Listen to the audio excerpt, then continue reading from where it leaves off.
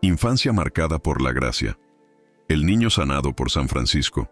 Imagina esto: un niño pequeño, gravemente enfermo, sin esperanza de vida, y una madre desesperada que ruega a Dios por un milagro. Ese niño era Giovanni di Fidanza, quien después sería conocido en todo el mundo como San Buenaventura.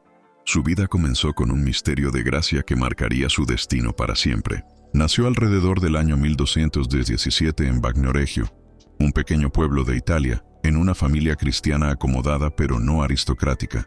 Su padre, Giovanni di Fidanza, era médico, un hombre que confiaba tanto en la ciencia como en la fe. Su madre, María di Ritello, era profundamente devota, y fue ella quien transmitió al pequeño Giovanni la semilla de la fe que más tarde florecería. Desde niño, Giovanni mostró una inteligencia precoz y una gran sensibilidad espiritual, pero lo que definió su infancia no fue su talento, sino una enfermedad mortal que lo puso al borde de la tumba. Los médicos, incluyendo a su propio padre, ya no encontraban remedio. Fue entonces cuando su madre, angustiada, recurrió a la oración más radical. Se acercó a San Francisco de Asís, que aún vivía, y le pidió que intercediera por su hijo. Según la tradición, Francisco elevó sus manos y oró con intensidad por aquel niño moribundo. Después de un momento de silencio, pronunció unas palabras proféticas: «O buona ventura», que significa «qué buena ventura» o «qué buena suerte». El niño sanó de forma inesperada y completa. Desde ese instante, su madre lo consideró un hijo regalado nuevamente por Dios, y ese sobrenombre, Buenaventura, se convirtió en la marca de toda su vida. Este detalle no es simplemente una anécdota. Muestra cómo desde su nacimiento estuvo destinado a grandes cosas. No era un niño cualquiera, sino uno que había sido tocado por la oración de Francisco, el santo que cambiaría el rumbo de la Iglesia en el siglo XIII. Mientras crecía, Giovanni recibió una educación básica en letras y ciencias, propia de una familia culta. Su padre quería que siguiera la medicina, pero pronto notó que el pequeño se inclinaba hacia algo más profundo, la búsqueda de la verdad. Amaba aprender. Hacía preguntas sobre Dios, el alma y el sentido de la vida, cuestiones que superaban a un niño de su edad. No era un niño aislado o melancólico. Al contrario, quienes lo conocieron decían que tenía un carácter alegre, noble y compasivo. Estas virtudes lo hicieron querido entre sus compañeros. Sin embargo, lo que más resaltaba en él era su capacidad de unir el estudio con la espiritualidad. A diferencia de otros jóvenes que podían perderse en la arrogancia del conocimiento, Giovanni mostraba humildad y agradecimiento por cada enseñanza que recibía. Cuando llegó a la adolescencia, su talento era ya evidente. Se destacaba en las letras y en el razonamiento lógico. Por eso, sus padres decidieron enviarlo a París, el centro intelectual de Europa, para que continuara su formación. París en el siglo XIII era un hervidero de ideas, debates y descubrimientos. Allí se estaban forjando las bases de la filosofía y la teología medieval. Para un joven sediento de conocimiento era el lugar perfecto. Pero no olvidemos algo crucial. Giovanni llevaba en su corazón la experiencia de haber sido salvado de la muerte por intercesión de San Francisco. Ese recuerdo se convirtió en un fuego interior que lo impulsaba a ver el estudio no como un simple camino de éxito humano, sino como un medio para conocer más profundamente a Dios. El viaje a París marcaría el inicio de una nueva etapa. Allí entraría en contacto con grandes maestros. Allí descubriría el mundo franciscano, y allí tomaría la decisión que transformaría su vida para siempre: unirse a la Orden de los Hermanos Menores, fundada por aquel mismo Francisco que había rezado por él de niño. Antes de llegar a ese momento decisivo, Giovanni di Fidanza era aún un joven que cargaba consigo el eco de aquellas palabras proféticas: «O buona ventura».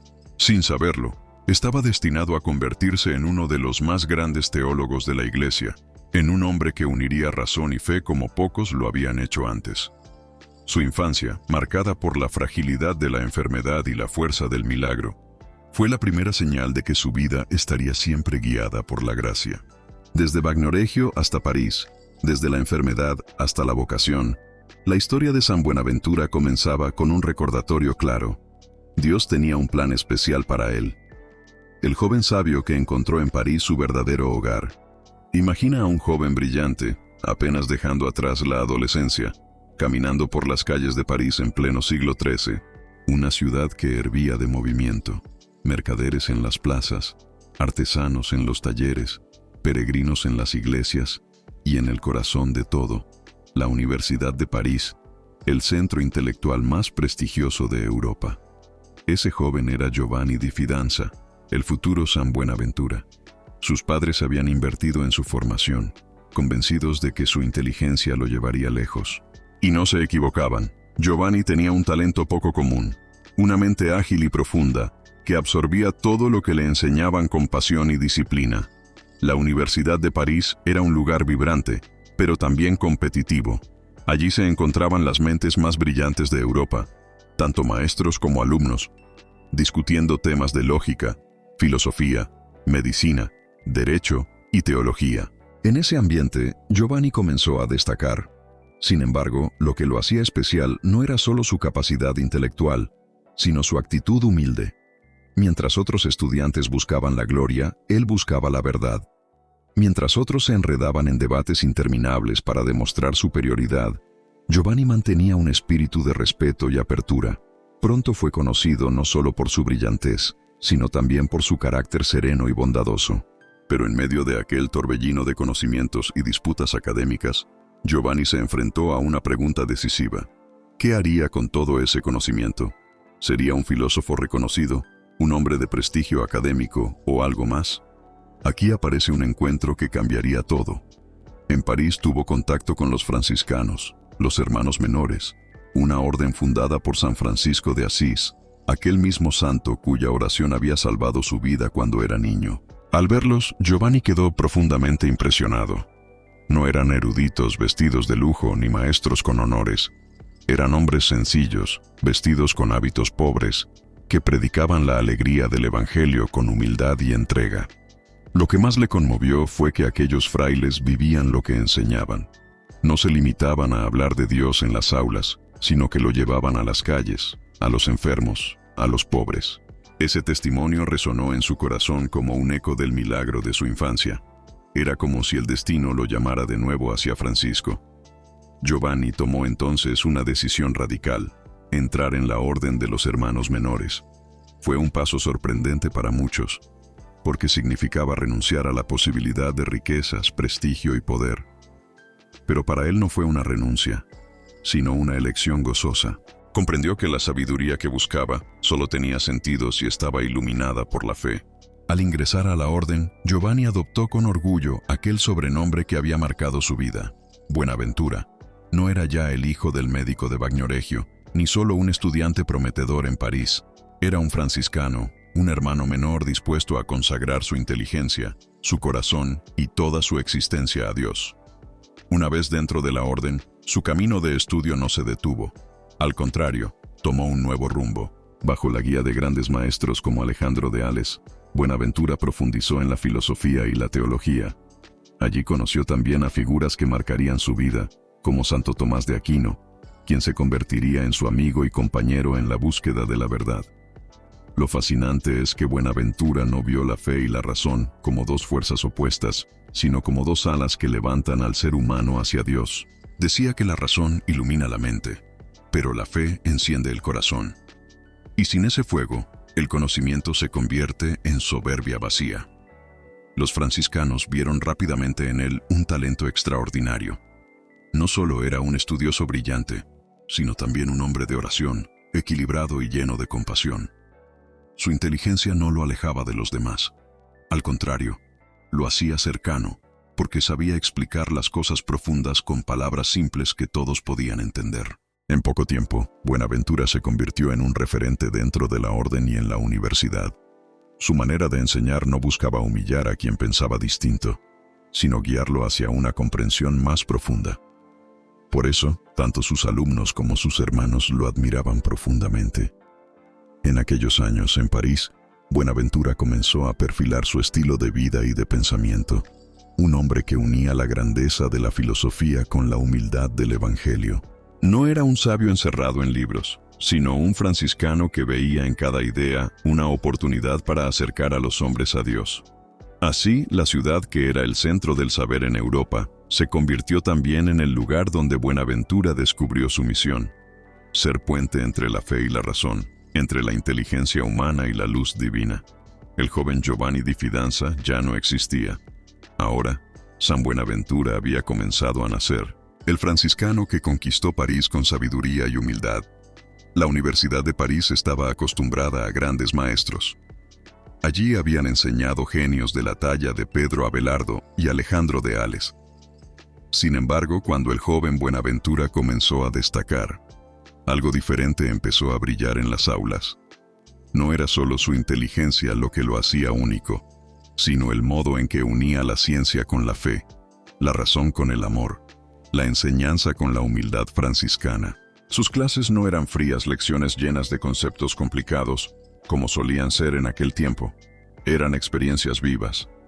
Al entrar al aula, los estudiantes sentían que no estaban frente a un hombre que quería exhibir su sabiduría, sino frente a alguien que deseaba compartir un camino hacia la verdad. Imagina a decenas de jóvenes apretados en los bancos de madera, con cuadernos y plumas en mano, atentos a cada palabra.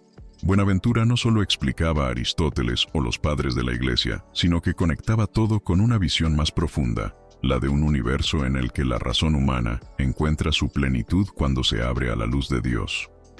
Su estilo sencillo y cercano lo volvió muy querido. Muchos lo describían como un maestro que iluminaba el corazón mientras explicaba a la mente. De hecho, se cuenta que incluso los estudiantes menos preparados podían entenderlo, porque nunca se dejaba llevar por tecnicismos vacíos. Fue en esos años que Buenaventura desarrolló una de sus ideas más poderosas: el camino del alma hacia Dios. Según él, la mente humana puede ascender poco a poco desde el conocimiento del mundo sensible, hacia las verdades de la razón, y finalmente hasta la contemplación del amor divino. Para Buenaventura, toda búsqueda filosófica debía terminar en una experiencia de encuentro con Dios. Pero no todo fue fácil. París en el siglo XIII era también un campo de batalla intelectual. Había tensiones entre las órdenes mendicantes, franciscanos y dominicos, y otros sectores de la universidad que los veían como intrusos. Algunos profesores pensaban que estos frailes pobres, sin linajes nobles ni riquezas, no debían ocupar cátedras tan prestigiosas. En ese contexto, Buenaventura, junto con su amigo Santo Tomás de Aquino, defendió la presencia de las órdenes mendicantes en la universidad. Su manera de argumentar fue tan clara, serena y convincente, que incluso quienes lo criticaban no podían dejar de respetarlo. Se convirtió en un puente de diálogo, alguien que no atacaba con dureza, sino que respondía con verdad y caridad. Lo curioso es que, aunque su fama crecía, Buenaventura nunca dejó de vivir como un humilde franciscano. Mientras otros maestros disfrutaban de ciertos privilegios, él permanecía fiel a la pobreza y a la sencillez.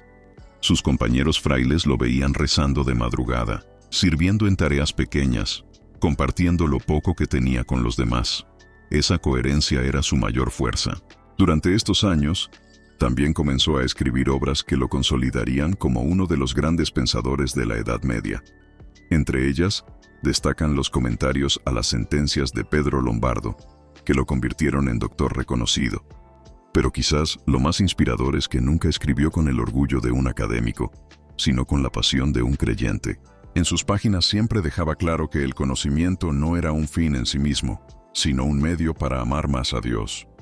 Decía que un corazón humilde entiende más de Dios que una mente soberbia cargada de teorías. Sus escritos y enseñanzas empezaron a correr por toda Europa.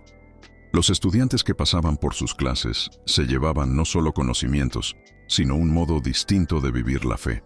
No era extraño escuchar que alguien, después de oírlo, decidiera cambiar de vida, entrar a la orden o comprometerse más con su vocación cristiana. Así, Buenaventura fue ganándose un título que más tarde lo acompañaría para siempre: el doctor seráfico. ¿Por qué seráfico? Porque su pensamiento no era árido ni rígido. Estaba impregnado de fuego, de luz, de amor. Sus ideas no solo iluminaban la mente, sino que elevaban el espíritu como si fueran alas. Con el tiempo, su influencia creció tanto que no solo fue reconocido como maestro en París, sino como una voz indispensable en toda la cristiandad. En él, la Iglesia veía un ejemplo perfecto de lo que debía ser un intelectual creyente. Alguien que nunca separa el conocimiento del amor, ni la ciencia de la vida espiritual. La ciudad de París, que al principio lo había recibido como un estudiante más, ahora lo miraba con admiración. Había nacido un maestro que no solo educaba, sino que inspiraba. Un franciscano que, con su hábito sencillo, había conquistado el corazón de la universidad más prestigiosa de Europa. Y lo más sorprendente es que todo esto era apenas el inicio. Buenaventura aún tenía que asumir un papel mucho más grande, el de guía y líder de toda la orden franciscana. Pero eso lo descubriremos en la siguiente parte. Maestro de la Iglesia y la espiritualidad franciscana. En el año 1257, la vida de Buenaventura tomó un giro decisivo que marcaría no solo su destino personal, sino también el rumbo de toda la orden franciscana. Con apenas 36 años de edad, fue elegido ministro general de la Orden de los Hermanos Menores, en sustitución de Juan de Parma. Esta elección no fue casualidad, sino la respuesta de la Iglesia a una profunda crisis interna que amenazaba con dividir la fraternidad fundada por San Francisco de Asís. En aquel tiempo, los franciscanos se hallaban divididos en dos bandos. Por un lado, los llamados espirituales, que defendían una interpretación extremadamente rigurosa y literal de la pobreza absoluta predicada por Francisco, y por otro, los conventuales, que abogaban por una aplicación más moderada de la regla, adaptada a las exigencias de la vida comunitaria y académica. Buenaventura, con su espíritu de paz, su sabiduría y su profunda espiritualidad, se convirtió en el puente que permitió a la orden mantenerse unida. Con serenidad, supo escuchar a ambas partes, comprendiendo la pasión de los espirituales y la necesidad práctica de los conventuales. Sin embargo, no se limitó a arbitrar entre las tensiones. Ofreció una visión más elevada, en la que la fidelidad a la pobreza no se reducía a una cuestión material, sino que encontraba su plenitud en la pobreza de espíritu, en la humildad y en la confianza absoluta en Dios. De este modo, ayudó a la orden a conservar el carisma original de San Francisco, evitando al mismo tiempo que se fragmentara en posturas extremas. Durante su gobierno, Buenaventura emprendió reformas profundas que se plasmaron en las Constituciones de Narbona, 1260, donde estableció normas claras de vida, equilibrando la austeridad con la necesidad de la misión apostólica y de los estudios. Su objetivo no era sofocar el fervor de los frailes, sino encauzarlo hacia una vivencia auténtica del Evangelio. Estas constituciones fueron tan sólidas que permanecieron como norma de vida durante siglos, prueba del espíritu de sabiduría y prudencia de su autor. Ese mismo año, en el capítulo general de Narbona, los frailes pidieron a Buenaventura que redactara una nueva biografía oficial de San Francisco, pues las versiones anteriores resultaban insuficientes o generaban disputas. Buenaventura aceptó con humildad y, tras recopilar testimonios directos y estudiar documentos, compuso la Leyenda Mayor de San Francisco, 1263, una obra maestra que no solo narraba la vida del santo de Asís, sino que transmitía su espíritu y carisma. Esta biografía fue adoptada como la versión oficial, y se ordenó que todos los demás relatos fueran destruidos, para evitar confusiones. Gracias a la pluma de Buenaventura, la figura de Francisco se consolidó como modelo universal de pobreza, humildad y amor a Cristo. En el ámbito intelectual, Buenaventura no abandonó la enseñanza ni la reflexión. Como doctor en teología de la Universidad de París, continuó escribiendo tratados de gran profundidad espiritual y filosófica. Su pensamiento se caracterizaba por unir la inteligencia con el amor, la razón con la mística.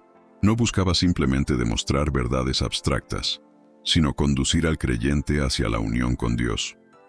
En este sentido, uno de sus escritos más célebres es el Itinerarium Mentis in Deum, Itinerario del alma hacia Dios, redactado en 1259 durante un retiro en el Monte Albernia, el lugar donde San Francisco había recibido los estigmas.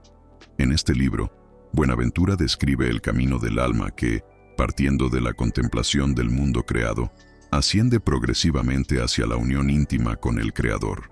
El itinerario se desarrolla en 7 etapas. Primero, la contemplación de Dios en las criaturas exteriores, luego en el propio interior del alma, después en las verdades eternas, y finalmente en la unión amorosa con Dios que trasciende la razón y se realiza en el éxtasis místico. El Itinerarium no es un tratado meramente especulativo, sino una guía espiritual que invita al creyente a experimentar la presencia viva de Dios. Para Buenaventura, conocer a Dios no es solo cuestión de estudiar, sino de amar y dejarse transformar por Él. La figura de Buenaventura como doctor seráfico, título que más tarde recibiría oficialmente, refleja precisamente esta capacidad de unir el rigor teológico con la ardiente espiritualidad franciscana. Frente al racionalismo excesivo de algunos pensadores de su época, él proponía una visión integradora. La razón debe iluminar la fe, pero la fe eleva y plenifica a la razón. En sus palabras y escritos late constantemente la convicción de que todo conocimiento verdadero debe conducir a la adoración y a la unión con Dios. Durante sus años como ministro general, Buenaventura recorrió numerosas provincias de la orden, visitando conventos, alentando a los frailes y predicando con fuerza la fidelidad al Evangelio. A pesar de las exigencias del cargo y de su prestigio intelectual, se mantuvo siempre humilde, cercano a sus hermanos y fiel a una vida de oración. No buscaba el poder ni el reconocimiento, sino únicamente el servicio a Cristo y a la Iglesia. Hacia 1265, el Papa Clemente IV quiso nombrarlo arzobispo de York, en Inglaterra. Sin embargo, Buenaventura, consciente de su misión dentro de la orden franciscana y de su papel como maestro, rechazó el nombramiento. Esta negativa fue una muestra más de su espíritu de humildad y de su firme decisión de no apartarse del camino de servicio que Dios le había trazado. Prefirió continuar guiando a los franciscanos antes que recibir honores eclesiásticos. Su vida en estos años se convirtió en un testimonio vivo de equilibrio. Un hombre profundamente espiritual pero también activo en el gobierno. Un intelectual brillante, pero siempre al servicio de la fe. Un fraile humilde pero también una autoridad respetada en la Iglesia. Esta síntesis entre oración, estudio y acción marcó la espiritualidad franciscana y dejó una huella indeleble en toda la cristiandad. Al llegar a esta etapa, Buenaventura no era solo un teólogo de renombre ni un superior religioso. Era un verdadero constructor de unidad, un hombre que supo armonizar tensiones, iluminar mentes y encender corazones en el amor de Dios. Bajo su liderazgo, la orden franciscana alcanzó un nuevo esplendor, fiel al espíritu de San Francisco, pero también abierta a los desafíos de la Iglesia Universal. Cardenal de la Iglesia y el Concilio de León. En la década de 1270, la figura de San Buenaventura ya era reconocida en toda la cristiandad no solo como un teólogo excepcional, sino también como un guía espiritual y un hombre de gobierno sabio. Su prestigio había crecido tanto que su nombre era mencionado constantemente en los círculos eclesiásticos y en las universidades más importantes de Europa. En este contexto, el Papa Gregorio X, deseoso de contar con hombres de gran santidad y sabiduría para las tareas más urgentes de la Iglesia, decidió llamarlo para asumir una misión aún más alta. En 1273, Gregorio X lo nombró cardenal obispo de Albano, una de las diócesis suburbicarias de Roma. El nombramiento no solo sorprendió a los franciscanos, que lo consideraban ante todo su ministro general y su hermano en la orden, sino también al propio Buenaventura, que aceptó con humildad aquel nuevo servicio. Se cuenta que cuando los mensajeros papales llegaron a comunicarle la noticia, lo encontraron lavando los platos en el convento. Tal imagen se convirtió en un símbolo de su espíritu. Aunque recibiría dignidades eclesiásticas, su corazón permanecía siempre en la humildad franciscana. Con su nombramiento como cardenal, Buenaventura fue también llamado a desempeñar un papel crucial en el Segundo Concilio de León, convocado por Gregorio X en 1274.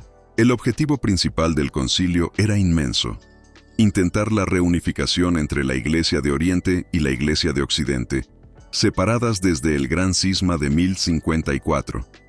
Este sueño de unidad, tan anhelado por muchos santos, requería no solo diplomacia y teología, sino también una gran capacidad espiritual para tender puentes. Buenaventura, con su sabiduría y equilibrio, se convirtió en uno de los protagonistas del concilio. Su presencia era respetada por todos: obispos, cardenales, teólogos e incluso los delegados orientales veían en él a un hombre de Dios, lleno de paz y de verdad. En sus intervenciones, supo unir la profundidad doctrinal con un tono conciliador, mostrando que la unidad no podía basarse únicamente en acuerdos políticos, sino en la búsqueda común de la verdad en el amor de Cristo. Además del tema de la unión con Oriente, el concilio abordó otras cuestiones importantes, como la reforma de la Iglesia y la organización de una nueva cruzada.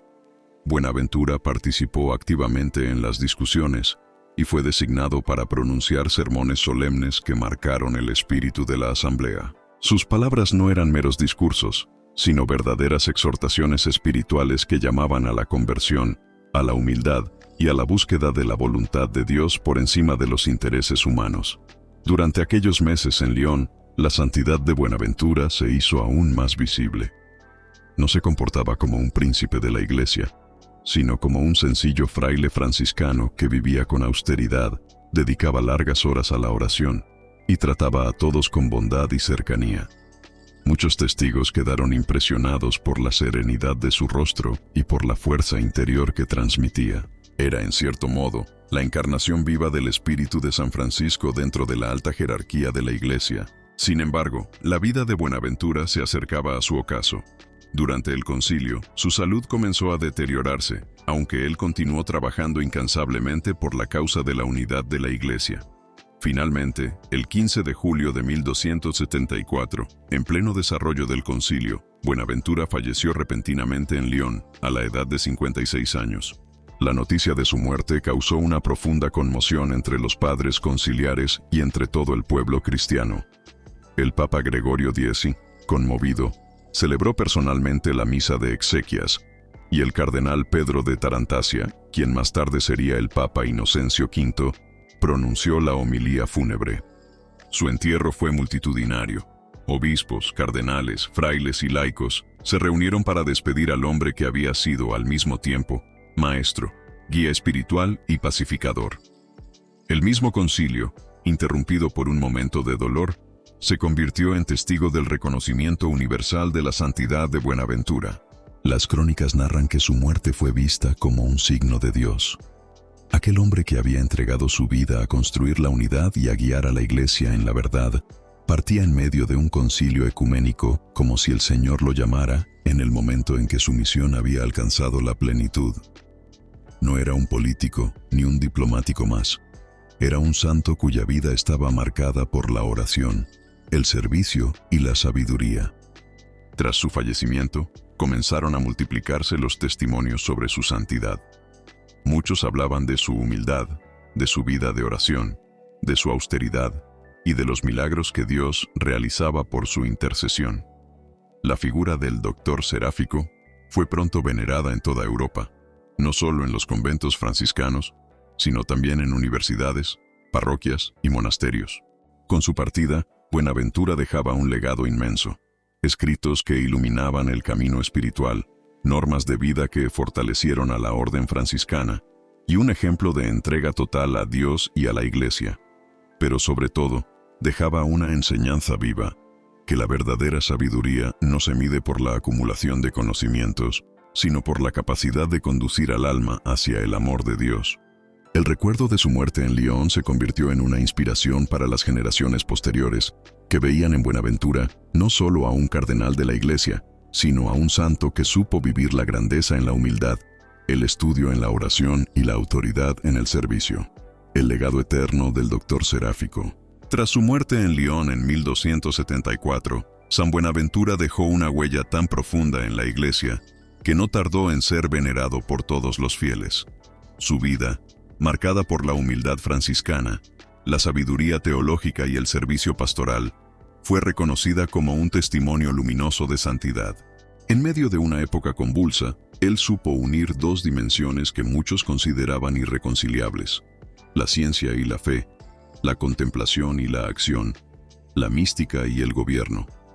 En 1482, más de 2 siglos después de su fallecimiento, el Papa Sixto IV lo canonizó oficialmente, confirmando lo que el pueblo cristiano ya había reconocido, que Buenaventura era un santo. Desde entonces, su memoria litúrgica comenzó a celebrarse cada 15 de julio, día de su tránsito al cielo. La devoción al doctor seráfico, como se le llamó cariñosamente, creció en conventos franciscanos, universidades y comunidades parroquiales de todo el mundo cristiano. Su fama de santidad no provenía únicamente de sus obras escritas, sino también de la coherencia de su vida. Fue un hombre de oración intensa, profundamente unido a Cristo crucificado y a la espiritualidad de San Francisco de Asís. Sin embargo, su santidad también se manifestó en la forma en que asumió responsabilidades. Como ministro general, reformó la orden franciscana con equilibrio y sabiduría, evitando divisiones internas y fortaleciendo su identidad carismática.